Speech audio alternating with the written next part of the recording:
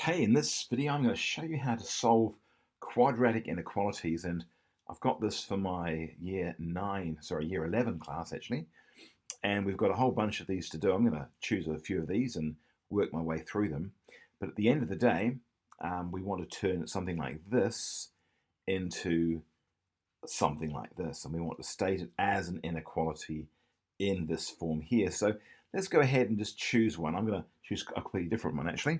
I'm going to make one up. I'm going to say x squared minus 2x minus 15, and I'm going to do it in three ways. The first one, I'm just going to just solve it. In other words, what are the two values of x that would make this true? So I want you to find two values that actually equal a number. So first of all, I'm going to factorize. I'm going to have a little sidebar out here. So over here, I'm going to have, well, factors of 15, which are 15, so 1 and 15, and 3 and 5, and that's really all I've got. So I'm wanting, put my two brackets down, is equal to 0. Factors of 15, well, factors of 15 are 1 and 15, 3 and 5, but only 3 and 5, or 5 and 3, added or subtracted in some way, is going to get me a 2 of some sort. So I'm going to put my x here and my x here. Signs are different. That number, the sign on the right-hand side tells me that this is going to be a positive and a negative.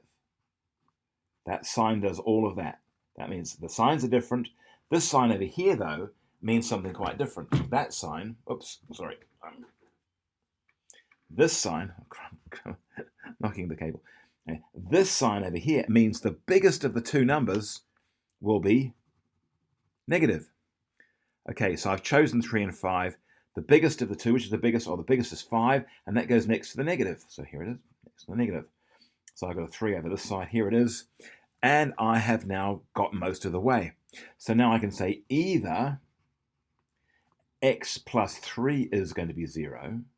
And if that's the case, then I can subtract 3 from both sides. Here we go. So x is equal to, negative 3. Or I could say x minus 5 is going to be 0, in which case I can add 5 to both sides. 5 and negative 5 is 0, so I've got x is going to equal to 5.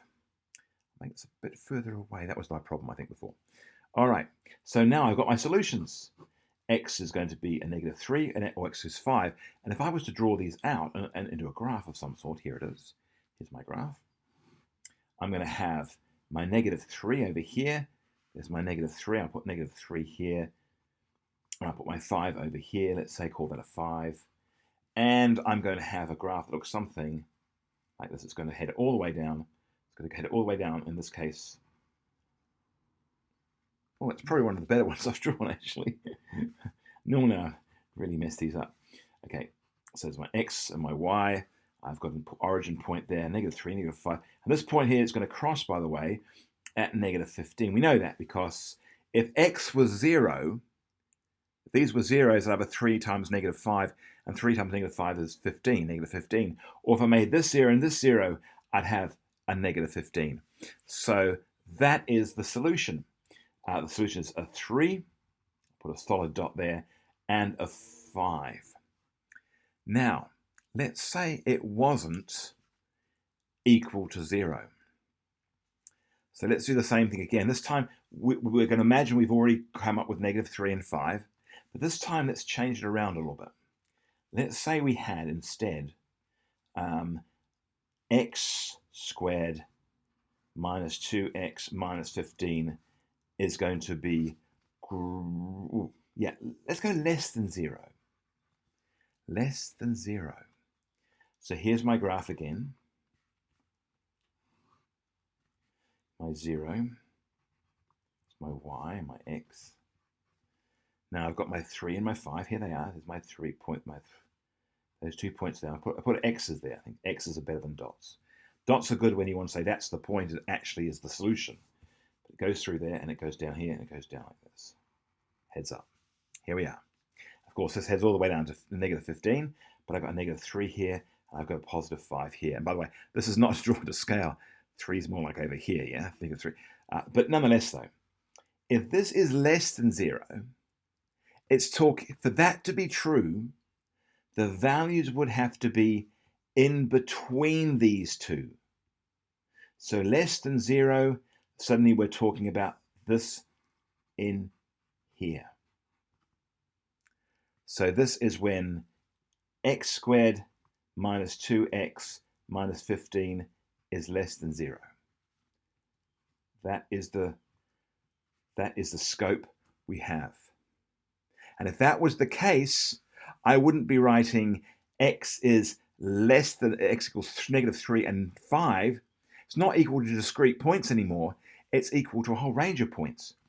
And that range goes from here to here. So if x is less than, if this thing is less than 0, it must be all the values in between these two.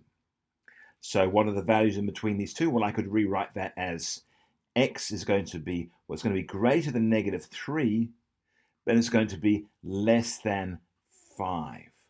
And that there is the solution. Now let's do it the other way around. Let's say x squared minus 2x minus 5 was greater than 0. Let's do that way around. Here we go. So I'll draw the graph again. Here it is. I'll try and get to do it a little bit more accurate this time. So my 3 is going to be over here. My 5 is going to be over here. Negative 3 here. 5 over here. Let's have a look.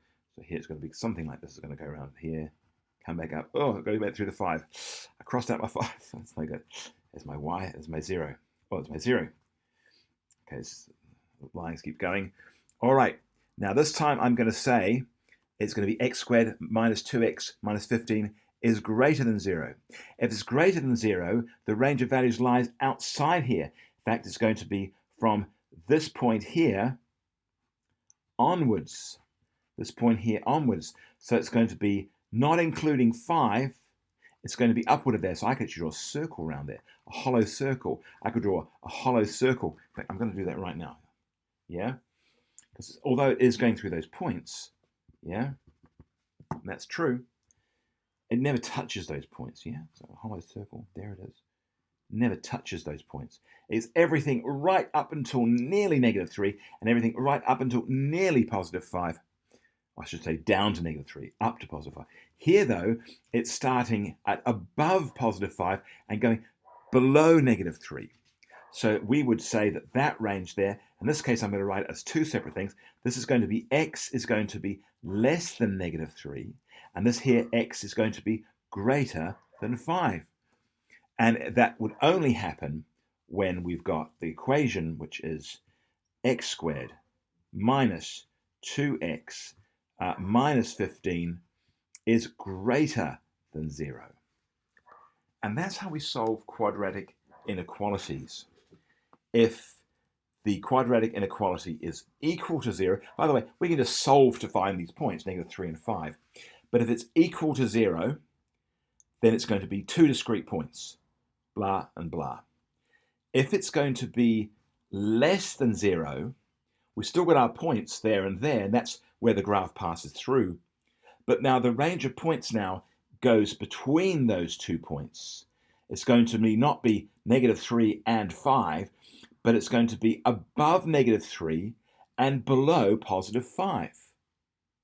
If, on the other hand, the equation was x squared minus 2x minus 5 is greater than 0, the range of values is going to be above x is 5 and below x is negative 3.